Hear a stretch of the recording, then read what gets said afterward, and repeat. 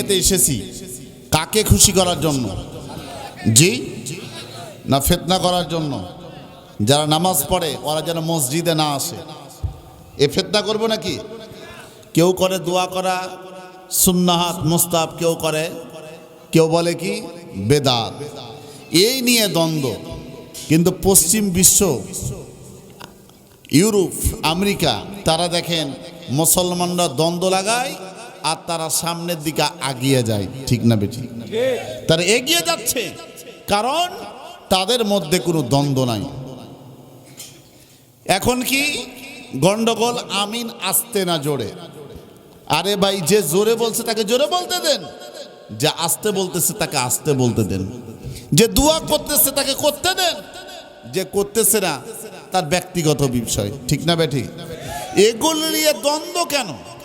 মারামারি, হানাহানি, কাটাকাটি, এই বিষয়গুলো আমাদের ভিতরে ব্যথিত করেছে।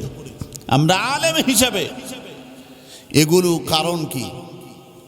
যারা করতেছে তাদের বিরুদ্ধে এত লাফালাফি, হানাহানি কেন? ও মুসলমান ভাইয়েরা, আমাদের বুঝতে বাকি নাই, যারা এগুলো নিয়ে মুসলমানদের মধ্যে দ্বন্দ্ব তৈরি করে, বুঝতে হবে আমি ব্যক্তিগতভাবে তাদেরকে মুসলমানই মনে করি না।